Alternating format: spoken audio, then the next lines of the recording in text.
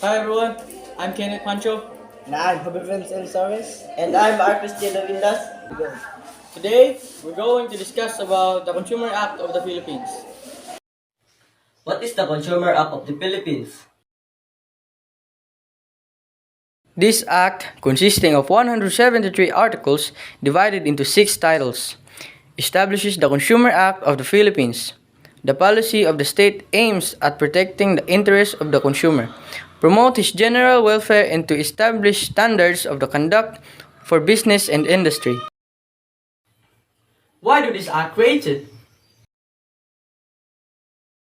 The Consumer Act of the Philippines was enacted in order to protect the rights and interests of the consumers in the country. This is important because consumers often have limited knowledge or bargaining power compared to businesses and may be vulnerable to exploitation or abuse. The Consumer Act seeks to level the playing field between consumers and businesses by establishing clear rules and standards that businesses must follow when dealing with consumers. It also provides a mechanism for consumers to seek recourse and obtain remedies if their rights have been violated. Overall, the Consumer Act plays a crucial role in promoting fair and ethical business practices and ensuring that consumers are treated fairly and with respect.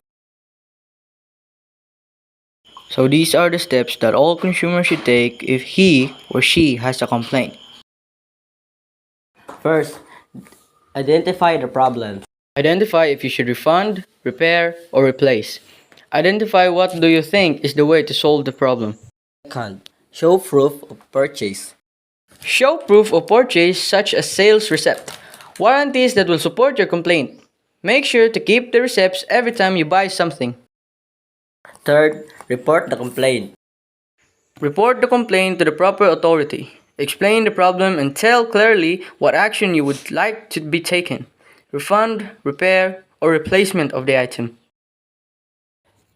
And last, write a letter of complaint. Write a letter of complaint. If you are not pleased with the response, write a letter of complaint to the Consumer Protection Agency concerned.